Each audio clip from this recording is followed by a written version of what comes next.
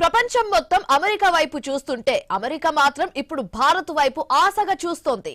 Yes, తమకు భారత్ కంటే అత్యంత ముఖ్యమైన దేశం మరొకటి లేదంటూ అమెరికా రాయబారి సెర్గియో గోర్ చేసిన ప్రకటన ఇప్పుడు దౌత్య వర్గాల్లో హాట్ టాపిక్ గా మారింది. డొనాల్డ్ ట్రంప్ వచ్చే ఏడాది భారత్ లో పర్యటించే అవకాశం ఉందని ఆయన హింట్ ఇచ్చారు.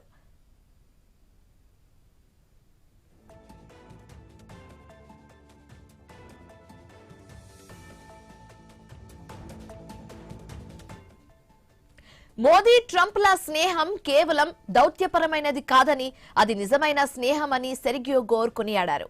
మోదీతో ట్రంప్ కు ఉన్న సంబంధం ఎంత సహజమైనదో నేను స్వయంగా చూశానని చెప్పారు. నిజమైన స్నేహితుల మధ్య అభిప్రాయ భేదాలు ఉండవచ్చు, వాటన్నిటిని పరిష్కరించుకుని ముందుకు సాగుతారని ఆయన వ్యాఖ్యానించారు. ఇరు దేశాల మధ్య పెండింగ్ లో ఉన్న వాణిజ్య వివాదాలు త్వరలోనే సమసిపోతాయని ఆశాభావాన్ని వ్యక్తం చేశారు.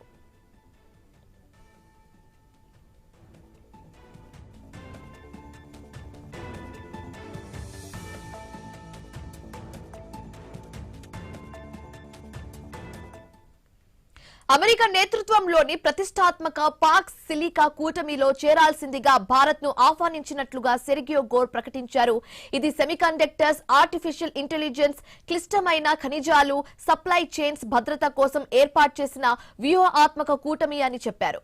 జపాన్, దక్షిణ కొరియా, బ్రిటన్, ఇజ్రాయెల్ ఇప్పటికే ఇందులో సభ్యులుగా ఉన్నాయి. ఇక భారత్ అమెరికా మధ్య వాణిజ్య ఒప్పందంపై చర్చలు చురుగ్గా సాగుతున్నాయని, దీనిపై కీలక చర్చలు జరుగుతున్నాయని సెర్గియో గోర్ వెల్లడించారు.